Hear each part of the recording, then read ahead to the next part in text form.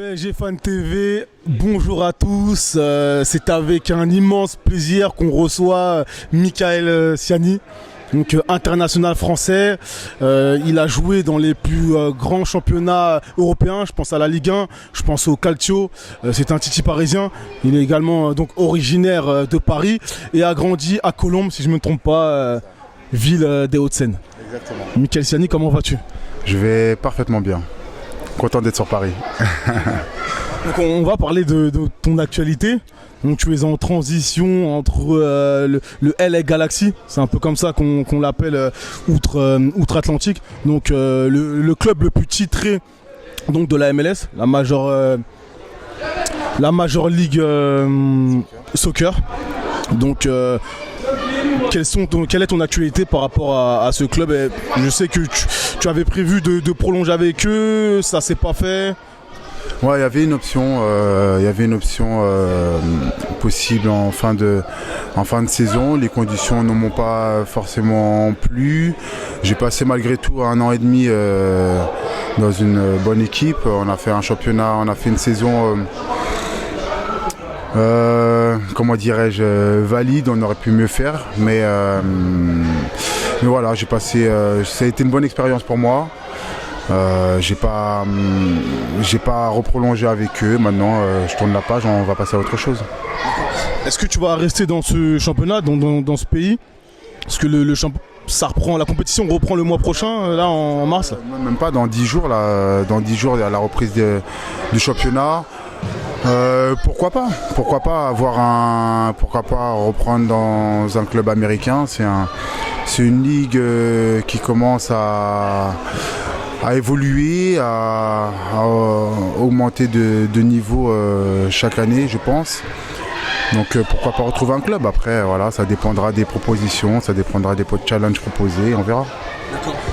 En termes de niveau, parce qu'on parle souvent du niveau de la MLS, toi qui as connu donc les championnats européens, est-ce qu'il y a une réelle différence ou est-ce que ça se joue finalement? J'ai envie de dire chaque championnat a son niveau, chaque championnat a son intensité, chaque championnat a sa culture. Aujourd'hui, pour moi, comment je positionne les États-Unis, j'ai été agréablement surpris dans l'intensité. Ça joue pas mal, il y a de très bons joueurs. Techniquement, c'est pas mal. Après, je pense qu'il manque un peu de rigueur sur le plan tactique. Je pense que c'est ça qui leur porte défaut. Et ayant joué en Italie, on sait à quel point, je sais à quel point la tactique est importante dans une équipe, les automatismes, etc. Et voilà, c'est ce qui manque un peu en MLS, ce qui fait qu'il y a beaucoup d'espace et que des fois c'est un peu compliqué, mais voilà, après voilà, il y a de très bons joueurs, il y a des joueurs un peu plus entre guillemets stars de plus en plus qui atterrissent aux États-Unis. Donc je pense que voilà, si la Ligue américaine arrive à débloquer des fonds, à mettre des choses en place pour faire en sorte que d'attirer les joueurs importants européens, et le championnat prendra encore une autre envergure.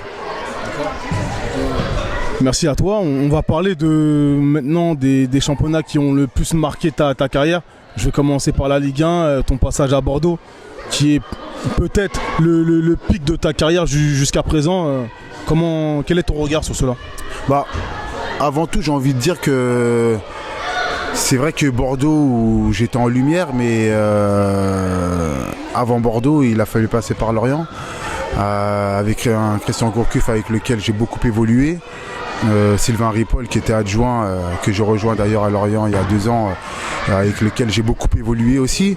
Et sans ça, je ne serais pas allé à Bordeaux et je n'aurais pas réussi à faire tout ce que j'ai fait. Donc ça aussi, j'ai envie de dire, j'étais moins sous la lumière, c'est un travail un peu de l'ombre, mais où j'ai réussi où le coach a réussi à me faire briller pour pouvoir atterrir aujourd'hui, enfin à l'époque à Bordeaux.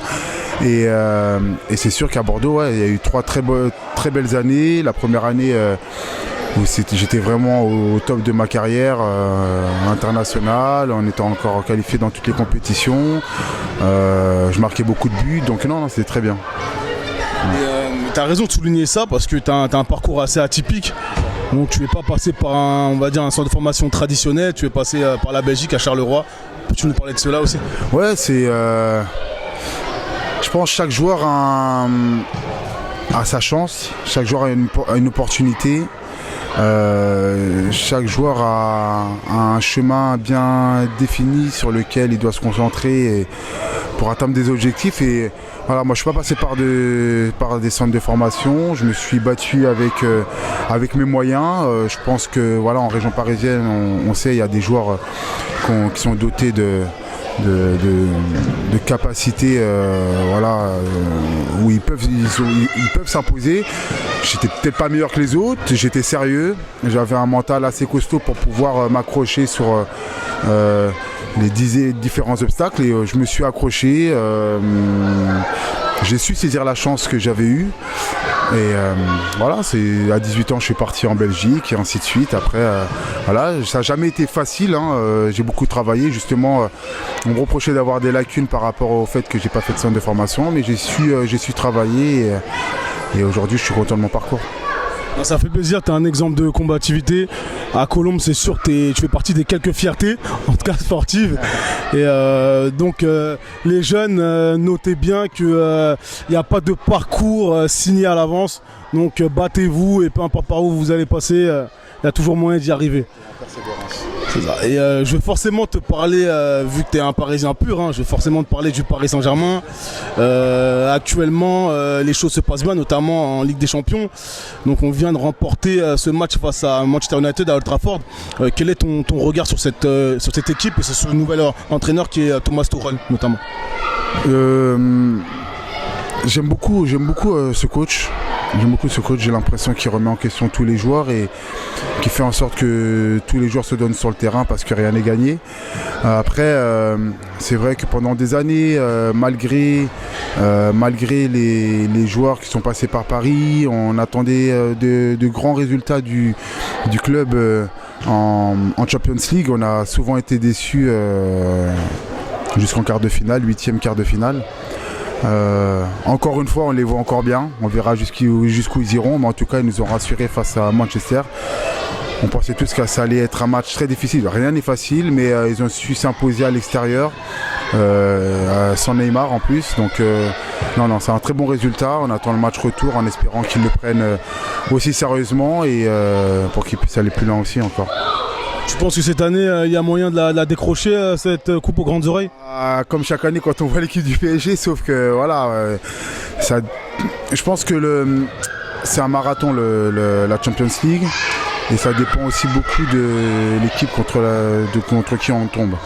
Donc tout dépendra de l'adversaire du quart de finale et des demi-finales. Ça peut être un adversaire à la portée du PSG, ça peut être un gros adversaire sur lequel il va falloir se donner encore à 1000% et c'est aussi, il faut beaucoup de réussite en espérant que le PSG reste sur la dynamique qu'ils ont en championnat et en Champions League. Merci à toi, j'ai une dernière question. Donc elle concerne l'ensemble de ton parcours. Quel est le moment qui t'a le plus marqué donc sur tout ce que tu as fait, sur tous les championnats que tu as traversés, sur tous les matchs que tu as pu gagner? Ouais. Également. Il y en a quelques-uns. Il y a quasiment il y a 15 ans de carrière, donc il y a quelques anecdotes, quelques matchs qui restent dans ma tête, mais voilà, il y a eu je peux vous en citer quelques-uns. Là, forcément, il y a eu mon premier match au Parc des Princes, mon premier match en Ligue 1 au Parc des Princes, donc chez moi, avec Lorient, on gagne. Donc ça, c'était un super souvenir. Il y a eu ma première sélection en équipe de France, ça c'est forcément pour chaque joueur professionnel, c'est un objectif, premier de pouvoir porter le maillot de son équipe nationale. Après il y a eu la Champions League, il y a eu mes buts marqués en Champions League et il y a un gros souvenir aussi que je garde bien profond, c'est la finale de la Coupe d'Italie avec la Lazio face à l'AS Roma. C'était mythique, en plus c'est à Rome face à la Roma, on connaît la rivalité entre ces deux clubs, donc c'était vraiment électrique et on l'a remporté, donc ça c'est un très bon souvenir aussi. Ça fait plaisir en espérant te revoir très rapidement sur les terrains. Donc tu as encore des années de football devant toi, tu es encore jeune, il faut dire, parce qu'en France on dit que 34 ans c'est vieux, je suis pas d'accord avec ça. Les jambes, moi je me sens parfaitement bien, donc après le problème c'est qu'en France ils sont frileux de ces choses-là.